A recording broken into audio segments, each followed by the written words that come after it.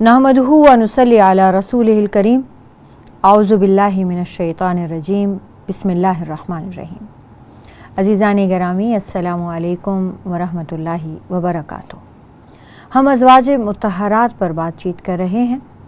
आज हम रसूल अकरम सल्लल्लाहु अलैहि वसल्लम की छठी ज़ौजा और हमारी माँ उम्मे सलमा पर बात करेंगे। हज़रत उम्मे सलमा रज़ियल्लाहु ताला अन्हा का अपना नाम हिंद था। इनकी कुनियत उम्मे सलमा थी। इनके वालिद का नाम सुहैल और उनकी शोहरत अबू उमैया के नाम से थी। इनकी वालदा का नाम आतिका था। इनके वालिद बहुत मशहूर सरदार थे, बनु मखज़ूम कबीले से थे। उम्मे सलमा का 13 साल की उम्र में निकाह हो गया अब्दुल्ला बिन अब्दुल असद से।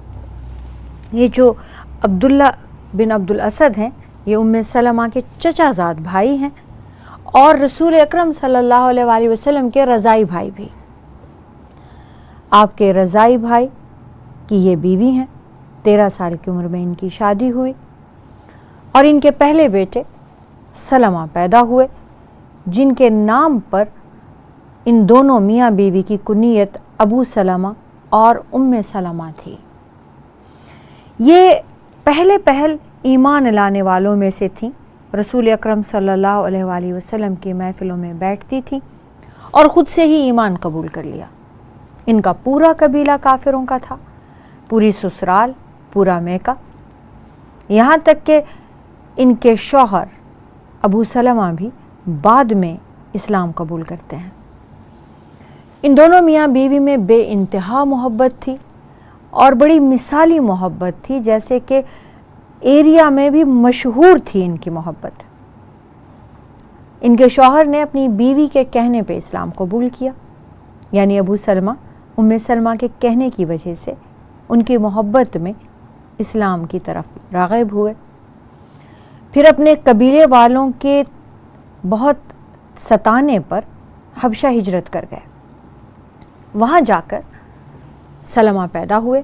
ये इनके पहले साहिबजादे थे, जिसकी वजह से ये दोनों उम्मे सलमा और अबू सलमा के नाम से मशहूर हुए।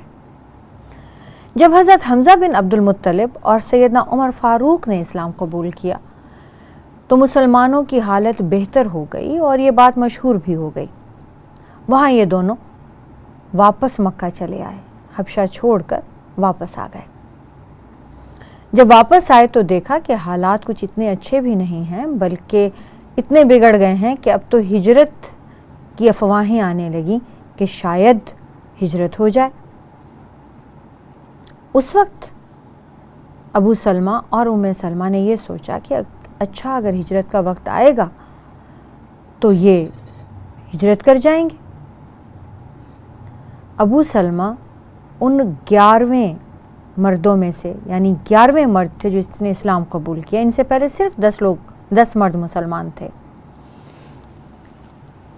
अब जब हिजरत का वक्त आया और ये अपने बच्चों के साथ, जो कि उस वक्त 4 बच्चे थे, अपने बच्चों के साथ दोनों मियाँ बीवी हिजरत के लिए मदीना जा रहे थे, तो उम्मे सलमा के घर वालों ने रास्ता रोक लिया और कहा कि तुम्हें जहाँ जाना है जाओ, हम अपनी बेटी को नहीं जाने देंगे।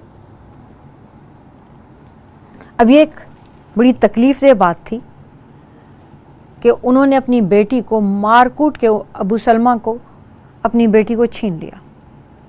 जब अबू सलमा के घर वालों ने देखा कि इन्होंने हमारे बेटे की इस कदर पिटाई की और अपनी बेटी को छीन लिया, तो उन्होंने बेटी से बच्चे छीन लिए। कहा ठीक है, बच्चे तो हमारे हैं। अबू सलमा ने बीवी भी और बच्चे भी अल्लाह के रसूल अलैहिस्सलातु वस्सलाम की मोहब्बत में छोड़ दिए और मदीना हिजरत कर गए। उम्मे सलमा अपने तौर तड़पती थीं, अबू सलमा वहाँ अपने तौर तड़पते थे। इन्होंने मक्का मुकरमा में 1 साल शौहर के बग़ैर हिजरत के बाद इस तरह से गुजारा। जब शौहर हिजरत कर गए, ये तो मक्का ही में थी और ये बड़ी नज़रबंदी किसी कैफियत में थी। घर वाले इनको بہت پریشان کرتے تھے، ستاتے تھے، اسلام کی سزائیں دیتے تھے. تو یہ مکہ مکرمہ میں ایک بڑے سے ٹیلے پر چڑھ کر سارا دن وہاں بیٹھ کر روتی رہتی تھیں اور آنے جانے والوں سے پوچھتی تھیں کوئی مدینہ جا رہا ہے. جب شام ڈھل جاتی تو گھر والے آتے، ان کا مذاق اڑاتے، ان کو روتا دیکھتے، ان پر فقرے کستے، ان پہ باتیں بناتے اور انہیں گھر لے جاتے. اسی طرح ایک بار ان کے کافر چچا زاد بھائی آئے تو یہ ان کے سامنے بہت روئیں. ان سے صبر نہیں ہوا تو یہ تڑپ تڑپ کے ان کے سامنے روئیں. جب انہوں نے پوچھا کہ کیسے گزر رہی ہے، بچے یاد تو نہیں آتے، کیا حالات ہیں، تو یہ پھوٹ پھوٹ کر رو دیں اور انہوں نے اپنے دل کی ہر بات کہہ ڈالی. بھلے وہ کافر تھے لیکن ان کے دل میں ہمدردی جاگی. وہ ابو سلمہ کے گھر والوں کے پاس گئے اور جا کر انہوں نے اس قبیلے کو للکار دیا. کہا کیسے غیرت مند ہو، مرد ہو، مردانگی دکھاؤ. تمہارا بیٹا ابو سلمہ ہے، اس کو سزا دو، اس نے بھی تو اسلام قبول کیا ہے. اور مرد ہیں، مردوں سے لڑو. یہ کہاں کی بہادری ہے کہ تم نے ایک عورت سے اس کے بچے چھین رکھے ہیں. یہ کس طرح کی سزا ہے کہ شوہر ایک طرف، بیوی ایک طرف اور بچے تیسری جگہ پر ہیں. تم لوگ کیا کرنا چاہ رہے ہو، کیا ثابت کر رہے ہو؟ قبیلے والوں کا بھی دل کچھ پسیج گیا کہ اچھا ہاں، بات تو مردوں سے ہونی چاہیے، بچوں کا اس میں کیا عمل دخل ہے. لیکن بہرحال ام سلمہ کو سزا تو دینی ہے. ان کے گھر والوں نے ان کو کیوں چھینا ہمارے بیٹے سے، اور بہرحال ام سلمہ کو سزا تو دینی ہے کہ انہوں نے ہمارے بیٹے کو بھی ان کے مطابق دین سے بدل دیا، بد دین کر دیا. بہرحال یہ گفت و شنید چل ہی رہی تھی. ان کے چچا زاد بھائی نے ان کی سسرال کو اس بات پر تیار کر لیا کہ وہ چاروں بچے لوٹا دیں. ام سلمہ کے لیے ایک اونٹ کا انتظام کیا اور انہیں ان کے بچوں سمیت اونٹ پر بیٹھا دیا اور مکہ کے باہر جا کر خود چھوڑ کر آئے کہ اب آپ جائیے. اور یہ اکیلی عورت چاروں بچوں کو لے کر چل پڑی. انہیں کسی کا خوف نہیں تھا، انہیں کوئی فکر نہیں تھا.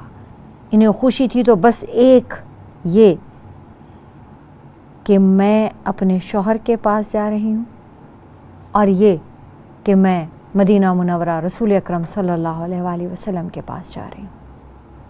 یہ بے پناہ حسین خاتون تھیں. رسول اکرم صلی اللہ علیہ وآلہ وسلم کی محبت میں اور اپنے شوہر کی محبت میں یہ تنہا عورت، یہ پہلی مہاجر عورت ہے. اس سے پہلے عورتوں نے کوئی ہجرت نہیں کی.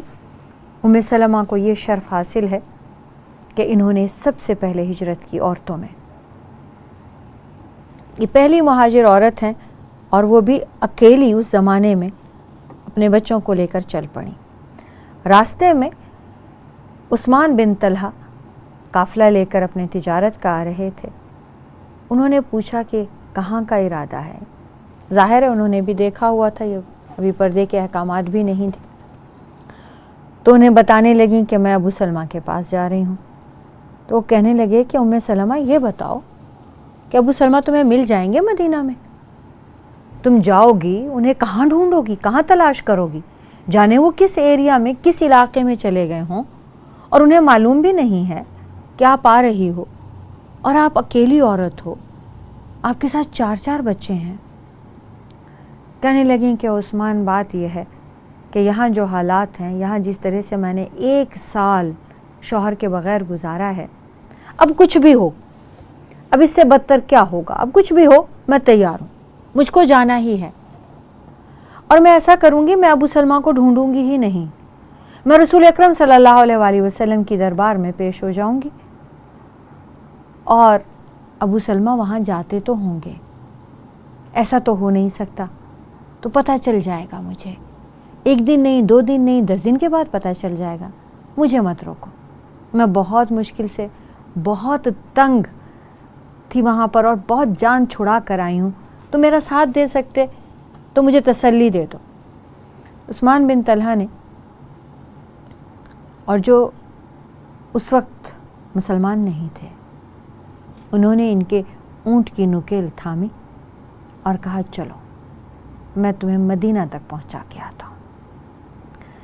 فرماتی ہیں کہ میں نے تمام عمر نہ اس سے پہلے نہ اس کے بعد اتنی شرافت کا کوئی مرد دیکھا جیسا عثمان بن طلحہ تھے۔ جب مجھے بیٹھنا ہوتا تو اونٹنی کو بیٹھا کر خود کسی درخت کی اوٹ میں جا کر کھڑے ہو جاتے، اور جب چلنا ہوتا تو پھر منہ ادھر کر کے رک جاتے کہ ہم سب بیٹھ جائیں، اور پھر اونٹنی کو پکڑ کے چلنے لگتے۔ اور جب مدینہ منورہ آ گیا تو قباء میں داخل ہوتے ہی پہلے ہی شخص سے جب پوچھا تو انہوں نے ابو سلمہ کا پتہ بتا دیا، ان کے گھر اتار کر مکہ مکرمہ واپس آ گئے۔ عزیزان گرامی، ابو سلمہ آپ صلی اللہ علیہ وآلہ وسلم کے رضائی بھائی اور بے انتہا بہادر اور حسین جوان تھے۔ ام سلمہ اور ابو سلمہ یہ جوڑی مدینہ منورہ میں بھی حسینوں کی جوڑی، محبت کرنے والے میاں بیوی کی جوڑی مشہور تھی۔ ابو سلمہ نے بدر کی جنگ لڑی، غزوہ بدر میں آگے آگے رہے، غزوہ احد میں دوبارہ جہاد میں شریک ہوئے، آگے آگے رہے۔ غزوہ احد میں ام سلمہ نے بھی باقی صحابیات کے ساتھ زخمیوں کی خدمت کی، تیمارداری کی۔ ابو سلمہ کو احد کی جنگ میں ان کو زخم لگے۔ ایک اور روایت میں ہے کہ احد کے زخم ابھی بھرے ہی نہ تھے کہ رسول اکرم صلی اللہ علیہ وآلہ وسلم کے حکم پر کسی اور مارکے میں بھی گئے، اور ایک اور روایت میں ہے کہ احد کے ہی زخم اس قدر کاری تھے کہ اس کے بعد یہ کافی مہینے تک صاحب فراش رہے۔ 4 ہجری میں زخموں کی شدت سے شہادت حاصل ہوئی۔ آپ صلی اللہ علیہ وآلہ وسلم نے ان کا جنازہ خود پڑھایا اور اس میں 9 تکبیریں کہیں۔ 9 تکبیریں اس سے پہلے کسی کے جنازے میں نہیں کہیں تھی۔ جنازے میں 4 تکبیریں ہوتی ہیں۔ تو صحابہ نے حیرت سے پوچھا، یا رسول اللہ آج 9 تکبیریں، یہ کوئی خاص بات ہے؟ تو آپ نے جواب میں فرمایا کہ ابو سلمہ 1000 تکبیروں کے مستحق تھے، اور ایک اور روایت میں آپ نے فرمایا کہ ابو سلمہ اس سے کہیں زیادہ تکبیروں کے مستحق تھے، یہ تو صرف 9 ہیں۔ ام سلمہ اس وقت پریگننٹ تھیں، 4 بچوں کی ماں تھیں، اور 5واں بچہ ان کے پیٹ میں تھا جب وہ بیوہ ہو گئی۔ عدت گزر جانے کے بعد حضرت ابوبکر صدیق نے انہیں رشتہ بھیجا۔ ام سلمہ نے معذرت کر لی شکریہ ادا کرتے ہوئے، اور یہ کہا کہ وہ ابو سلمہ کے بعد کسی سے نکاح کا ارادہ تصور بھی نہیں کر سکتی، ارادہ کرنا تو بڑی دور کی بات ہے۔ سیدنا عمر فاروق نے بھی رشتہ بھیجا، ان کو بھی منع کر دیا، اور بھی کچھ صحابہ نے رشتہ بھیجا، سب کو منع کر دیا۔ غالباً احد کی غزوہ سے پہلے کا واقعہ ہے کہ ایک مرتبہ دونوں میاں بیوی بیٹھے آپس میں باتیں کر رہے تھے، تو ام سلمہ کہنے لگیں کہ ابو سلمہ آؤ آج دونوں مل کر عہد کرتے ہیں، میں نے رسول پاک صلی اللہ علیہ وسلم کی محفل میں یہ بات سنی ہے کہ جو شوہر وفات پا جائے اور بیوی اس کے بعد نکاح نہ کرے، اسی کے نام پر رہے، تو جنت میں بھی اکٹھی ہوگی۔ تو آؤ ہم دونوں میاں بیوی، یعنی یہ بات شوہر کے لیے تھی لیکن ہم دونوں میاں بیوی یہ عہد کرتے ہیں کہ ہم دونوں میں سے جو بھی پہلے چلا جائے دوسرا اس کی یاد میں کسی اور سے نکاح نہ کرے، اور ہم پھر جنت میں بھی اکٹھے میاں بیوی بن کے رہیں۔ تو ابو سلمہ کہتے ہیں، ام سلمہ میں تم سے بات کروں تو میری بات مان لو گی؟ وہ کہتی ہیں میں اسی لیے تو مشورہ کر رہی ہوں میں نے یہ سنا ہے تو ہم یہ عہد کر لیتے ہیں، ہم یہ وعدہ کر لیتے ہیں کہ ہم دونوں میں سے جو بھی مرتا ہے دوسرا وفات پا جائے تو دوسرا اس کے نام پر بیٹھا رہے۔ تو ابو سلمہ کہتے ہیں کہ تم میری بات مان لو گی، میں تم سے ایک وعدہ لے لوں؟ تو کہتی ہیں ہاں کیوں نہیں، کہ تم ایسا کرنا کہ میرے بعد نکاح کر لینا۔ ام سلمہ کہتی ہیں کہ ابو سلمہ نے اس کے بعد ہاتھ اٹھا کر یہ کہا، الہی اسے ایسا شوہر دینا جو اسے کبھی تکلیف نہ دے، جو اسے کوئی رنج نہ دے، جو اس سے مجھ سے بھی زیادہ پیار کرے، محبت کرے۔ ام سلمہ اس وقت بہت جذباتی ہو گئیں، ابو سلمہ یہ دعا دیتے وقت بھی جذباتی ہو گئے، لیکن ام سلمہ خود کہتی ہیں کہ میں نے اس کا تصور بھی نہیں کیا تھا، اور میں یہ تصور کرنا بھی نہیں چاہتی تھی کہ ابو سلمہ کے بغیر میں زندگی گزار سکتی ہوں، اور ابو سلمہ سے بہتر، ابو سلمہ سے زیادہ کوئی مجھے پیار، محبت، عزت دے بھی سکتا ہے۔ عزیزان گرامی، جیسا کہ میں نے عرض کیا کہ ان کا پیار، محبت اور ایک دوسرے پر مر مٹنا ایسا تھا کہ وہ محلے ہمسایوں میں بھی ان کی زبانوں پر بھی ہوتا تھا۔ جیسے مثال دی جاتی تھی کہ کوئی کسی سے کیسی محبت کرے، کاش کوئی کسی سے ویسی محبت کرے جیسے یہ دونوں آپس میں کرتے ہیں۔ ایک دوسرے کے اوپر یہ مرتے تھے، صرف محبت ہی نہیں کرتے تھے، جان چھڑکتے تھے۔ تو اس بات کو حضرت ام سلمہ کہتی ہیں کہ مجھ سے جیسے ہضم نہیں ہوئی۔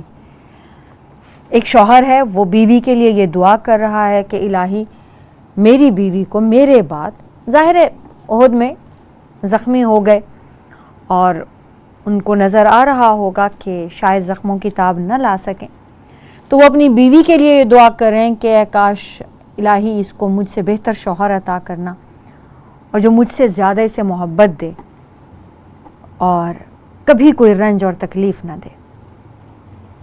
آپ صلی اللہ علیہ وآلہ وسلم نے جب ان کا جنازہ پڑھا لیا تو آپ تعزیت کے لیے ام سلمہ کے پاس تشریف لائے اور ام سلمہ سے کہا کہ آپ یہ دعا پڑھا کریں۔ دعا کیا سکھائی؟ آپ کہا کریں انا للہ و انا الیہ راجعون، اللہم اجرنی فی مصیبتی واخلف لی خیرا منہا۔ انا للہ و انا الیہ راجعون، کسی بھی نقصان پر، کسی بھی وفات پر ہم سب مسلمان یہ پڑھائی کرتے ہیں، یہ آیت ہے، لیکن اس کے آگے دعا سکھائی، اللہم اجرنی فی مصیبتی، الہی مجھے میری اس مصیبت میں اجر عطا فرما، واخلف لی خیرا منہا، اور اس کی جگہ پر مجھے اس سے بہتر عطا فرما۔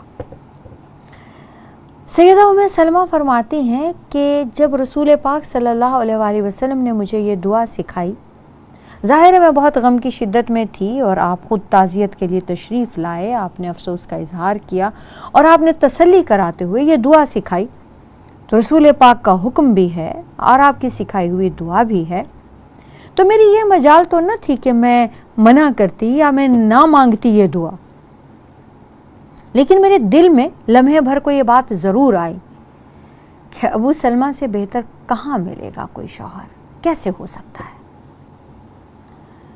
کیسے ایسا مثالی شوہر ہو سکتا ہے، کیسے ایسا چاہنے والا، محبت کرنے والا، عزت کرنے والا، جان چھڑکنے والا کیسے ہو سکتا ہے۔ لیکن رسول اکرم کا حکم ہے تو میں دعا مانگتی ہوں۔ انہوں نے دعا مانگی، حضرت ابوبکر رضی اللہ تعالی عنہ نے رشتہ بھیجا، انہوں نے یہ کہہ کے معذرت کر لی کہ نہیں، مجھے نہیں کرنی ہے، میرا کوئی ارادہ نہیں ہے۔ حضرت عمر فاروق نے انہیں رشتہ بھیجا تو انہوں نے کہا کہ میں ابو سلمہ کے علاوہ کسی مرد کے بارے میں سوچ بھی نہیں سکتی۔ اس کے بعد رسول اکرم صلی اللہ علیہ وآلہ وسلم نے رشتہ دیا۔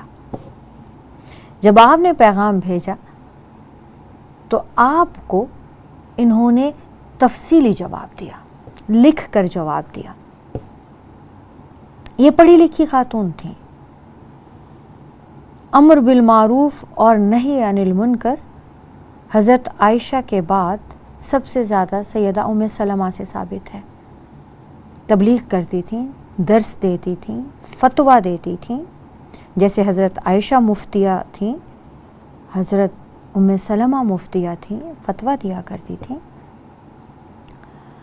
جب رسول اکرم صلی اللہ علیہ وآلہ وسلم نے پیغام دیا تو انہوں نے سوچنے کا وقت مانگا اور انکار کیا، اور انکار کرنے کے ساتھ ایسے نہیں کہ صاف انکار کر دیا ہو، باتیں 3 لکھ کر بھیجی۔